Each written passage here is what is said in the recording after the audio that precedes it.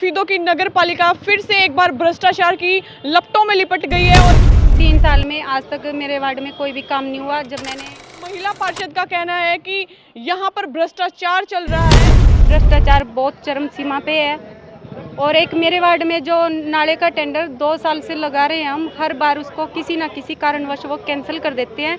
नमस्कार, समाचार क्रांति 24 देख रहे हैं आप लोग और मैं आपके साथ मनीषा कुंडू सफीदों की नगर पालिका से आपके साथ आज जुड़ चुकी हूँ।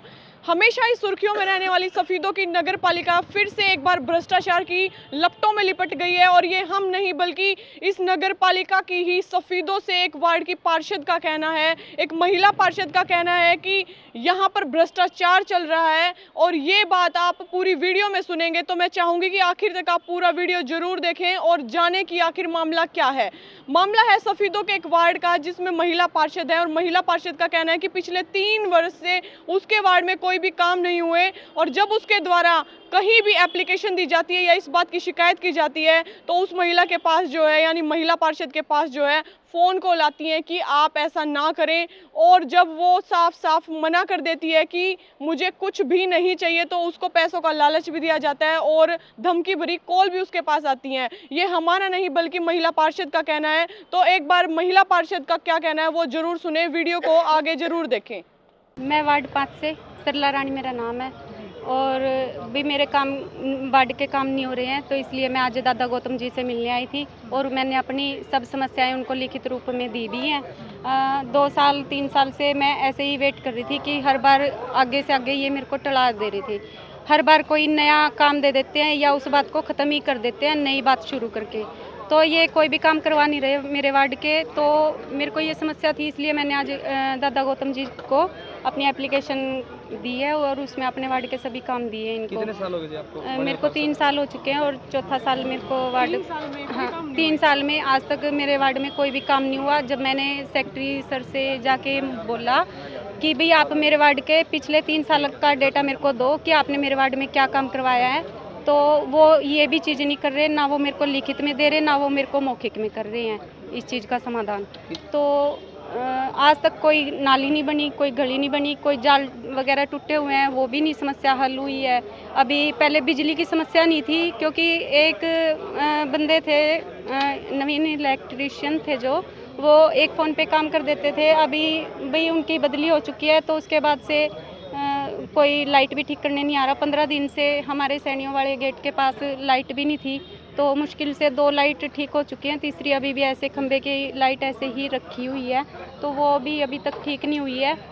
तो अब सब चीज़ों की ऐसे ही मैंने एप्लीकेशन वगैरह लिखी है तो इधर लेके आई हूँ। और जो वार्ड में टेंडर वगैरह लगते हैं सब प्रतिनिधि ठेकेदारी का लाइसेंस बनवा के सामने ठेकेदार बन के आ रहे हैं, तो वो मिली जुली भगत करके टेंडर ले रहे हैं सभी वार्डों के आपस में। तो भ्रष्टाचार बहुत चरम सीमा पे है और एक मेरे वार्ड में जो नाले का टेंडर 2 साल से लगा रहे हैं हम, हर बार उसको किसी ना किसी कारणवश वो कैंसिल कर देते हैं। ना तो आज तक उसका इन्होंने पूरे तरीके से ये बताया कि वो कैंसिल किस वजह से हो रहा है, हर बार टेक्निकल इशू बता के उसको कैंसिल कर देते हैं। अच्छा, आपने बताया मैडम कि भाई सभी ने अपने लाइसेंस बनवाए हुए हैं? हाँ जी, लाइसेंस बनवाए हुए हैं सब। पार्षद प्रतिनिधि बहुत से ऐसे हैं जिन्होंने ठेकेदारी के लाइसेंस बनवाए हैं और मिलके वो वार्डों के काम ले रहे हैं, मतलब मिली-जुली से काम। हाँ जी, मिली भगत। आज क्या जवाब मिला? जवाब मिला? अभी तक कुछ भी नहीं मिला जी। और जैसे कर्मचारियों का, जो कच्चे कर्मचारियों का डे स्वीपिंग वाला ठेका छूटा हुआ था या डोर टू डोर का है जो, उसके ऊपर भी बहुत सारा भ्रष्टाचार चला हुआ है। हमने इनसे लिखित में कई बार मांग चुके हैं कि मैन ऑफ एग्रीमेंट दे दो, by name by PF number सब कुछ दे दो, लेकिन इन्होंने अभी तक हमें कुछ नहीं दिया।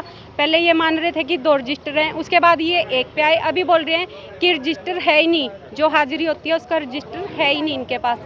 तो मेरे को ये जानना है कि उनकी हाजिरी कैसे लगती है, उनकी पे कैसे होती है जब उनकी हाजिरी नहीं लगती। तो इससे जुड़े कुछ आपके पास एविडेंस भी है जो भ्रष्टाचार के? मेरे पास सब चीज़ों के एविडेंस है। हमने एप्लीकेशन आरटीआई वगैरह भी लगाई हुई है, सीएम विंडो भी लगाई हुई है। मेरे को बोल रहे हैं घर आके मेरे को बोलते हैं कि आप पैसे ले लो, आप कोई अकाउंट नंबर, पार्षद आप एक जिम्मेवार सब चीज़ें जी देखो मैं कैमरे के सामने नहीं बोल सकती, तो नहीं, भ्रष्टाचार के खिलाफ तो आप बोल सकते हैं हाँ आप जी। एक महिला हैं जी। तो मेरे को बोलते हैं कि आप कोई अकाउंट नंबर दो, आपके अकाउंट में हर महीने इतने रुपए आ जाया करेंगे और आप सीएम विंडो और जो आरटीआई आपने लगाई हुई है वो उठा लो और आप भाई इस चीज़ से एक तरफा हो जाओ। सरकार की जीरो टॉलरेंस नीति है भ्रष्टाचार के खिलाफ, क्या लग रहा है भेंट चढ़ रही है? सरकार अपनी तरफ से पूरी ईमानदार थी, लेकिन आगे जो बंदे बैठे हुए हैं वो भ्रष्टाचार में लिप्त हैं और वो मिलजुल के काम कर रहे हैं और करोड़ों रुपए का भ्रष्टाचार नगर पालिका के अंदर हो चुका है अभी तक 3 साल के अंदर।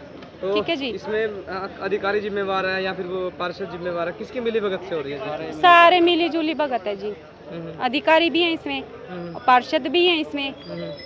और क्या ही बोलूँ मैं। अच्छा एक बात बताओ, जनता ने आपको पार्षद बनाया था वोट दे करके, 3 साल हो चुके हैं लेकिन आप कुछ भी नहीं करवा पा रहे, जनता का जवाब मांगे क्यों? अभी जनता जवाब मांग रही है तो इसलिए हम भी आगे अपनी सुनवाई करवा रहे हैं, लेकिन अभी तक हमारी कोई भी सुनवाई नहीं हुई है। अभी पीछे 2-3 महीने पहले हमारे साइड 5 वार्ड में एक नाला पड़ता है, उसमें किसी की बच्ची गिर गई थी, तो 6-7 आंटी हमारे घर पे आई थी और वो बोल रहे थे कि बेटा अगर आप बन रहे हो तो हमारे साइड का ये नाला बनवा दो। तो मैंने इनको कई बार बोल चुकी हूँ, उसके बाद भी मेरे एप्लीकेशन देने के बाद भी 2 या 3 बार टेंडर कैंसिल कर चुके हैं ये। अभी फिर से इन्होंने रिक्वेस्ट डाली है उसके अच्छा, लिए। जो आपने जैसे सीएम विंडो लगाई थी उसके बाद कुछ लोग आते हैं आपसे भी पैसे की बात करते हैं, तभी तो हुई है सफेदों उसी के के लोग बाद। हैं, पार्षद है, कौन है कुछ तो hint दो। सफेदों के ही हैं जी। अच्छा जी, हाँ जी, सफेदों के बाहर से कोई नहीं कर्मचारी है या कैसे है जी?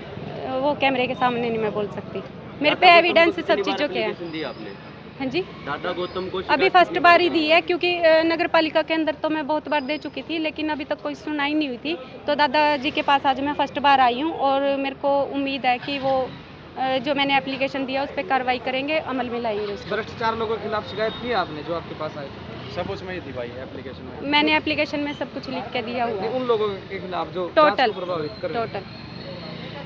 तो सुना आपने क्या कहना है महिला पार्षद का। इनके पास पूरे एविडेंस हैं कि इनके पास कॉल आई हैं, धमकी भरी कॉल भी आई हैं और पैसों का लालच देने के लिए भी कॉल आई हैं, लेकिन महिला जो हैं उनके कदम जो हैं वो डगमगाए नहीं और आज सफीदों में दादा रामकुमार गौतम जो कि एमएलए हैं उनसे मिलने के लिए महिला पहुंची और अपनी सारी की सारी समस्याएं एक एप्लीकेशन में उनको लिख कर दी।